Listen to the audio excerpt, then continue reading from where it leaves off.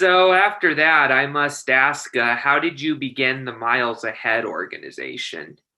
Well, see, that came when I came back in 2014. My husband came with me.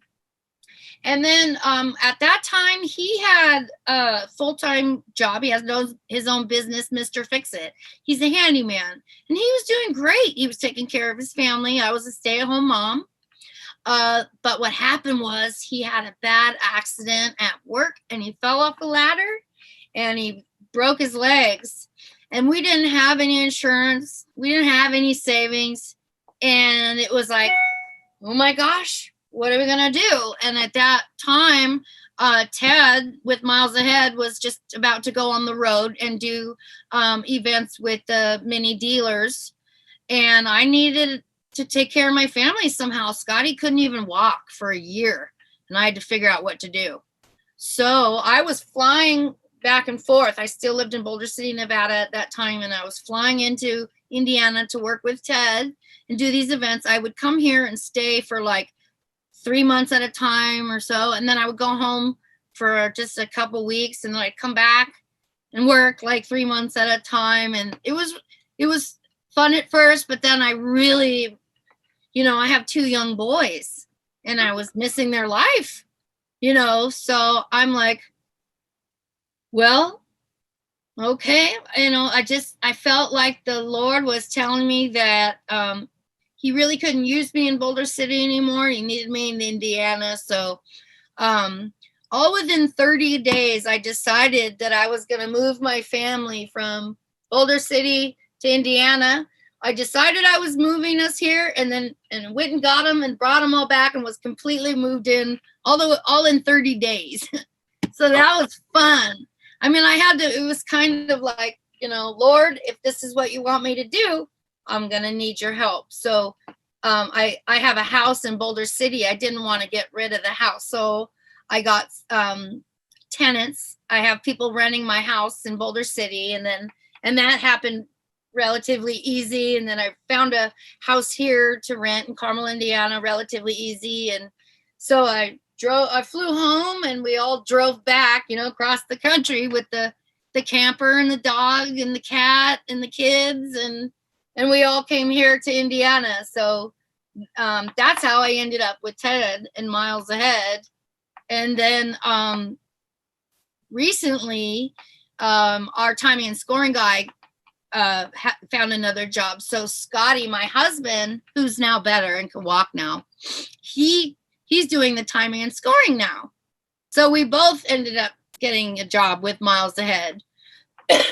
And also, what's nice is because we didn't really know what to do with the kids, I can travel with my kids. So we all just, like a family, we get in the car and go to the events. And so my 14-year-old son, Chance, he's the cone boy. So he has a job too. Like if one of the drivers hits a cone, someone has to call it in on the radio because you get a penalty, and someone has to ride your bike out there and fix the cone. So that's what my son Chance does. And my 9-year-old son Cruz, he sort of made his own title. He started bringing his Legos to the events, and he made a table and put all of his Legos on the table, and all the kids that can come to his little area and play Legos with him. So he keeps the kids entertained while the parents are doing the autocross event, which is fun. So he has an official title. And he has business cards, Director of Youth Entertainment Services. That's great. He's only 9 years old, and he has a business card and the title. So we get to work and travel as a family, it's a dream. It's a total dream. And, we were getting really busy and things were really picking up, and then the COVID happened. So we're not working now. We're just holding on to faith like a lot of people. But we know that when things open up again, that our business will be able to survive. That's good to hear, and I really hope it does survive. Well, we're proud of what we do. We raise money for nonprofit foundations doing an autocross event. It's a lot of people have the silent auction dinner or the gala dinner or the golf outing, for fundraisers. Well, with Miles Ahead, you can come rip around in a brand new Mini Cooper race car, John Cooper Works. And it's a lot of fun. It's so fun. That sounds like a lot of fun. It really is. Driving Can't wait to around get in you sports to one cars. of our events. What was that? I can't wait to get you to one of our events so you could drive around in the auto. Exactly. When exactly are you guys planning to host the ones in California? Again, I wish I had answers for you. Everything is just, California is really bad right now. Everything's closed. Everything's closed.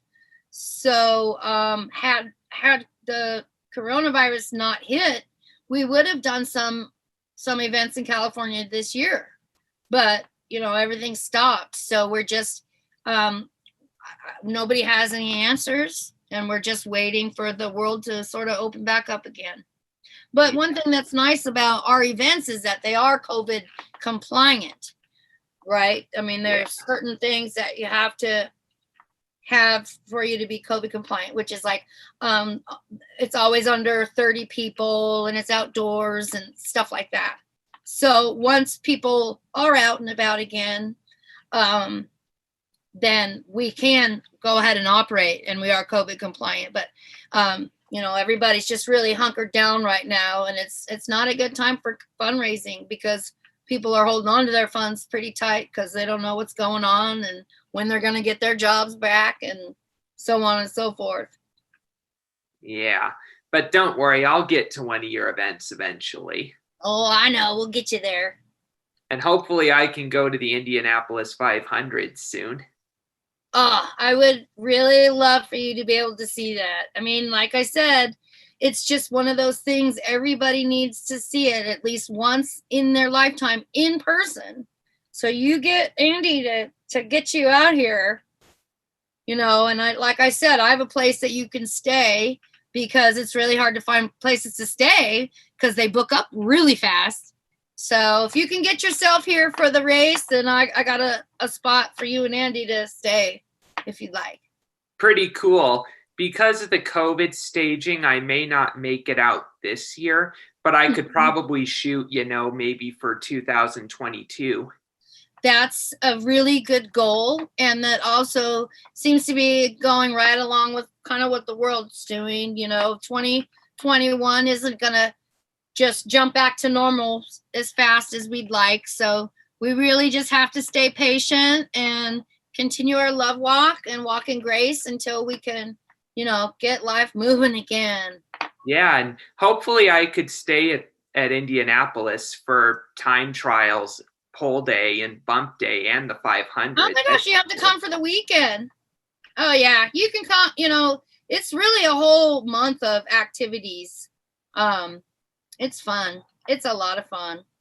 Yeah, I'll let Andy know that we have somewhere to stay if we get to go out there. I'll let him know. Absolutely. Yeah, just you can stay at the Miles Ahead warehouse where we have our cars there and we have some offices there. And also I have a little Savage Suite, little museum with my dad's memorabilia. So you can stay in that building. All righty. I'll shoot for 2022. That's a great goal, Doug. I plan to go to the 500. Good. I know my grandfather will be smiling if I do. Woo! Oh, I'm sure of it. The energy there it's out of this world. Yep, like aliens. That's right. All righty. I want to thank you for appearing on the channel. I'll let you get back to your day now. I'm really glad that you had me on again. Anytime, just let me know. I'd love to be on your show, and you stay in touch until then. And I love being in touch with you on social media too. For sure. I'll keep in touch with you and let me know if there's anything going on with Miles Ahead in California or New Mexico, Arizona, etc. I promise I will keep you posted. All righty. Followers, I want to thank Angela for appearing on the show.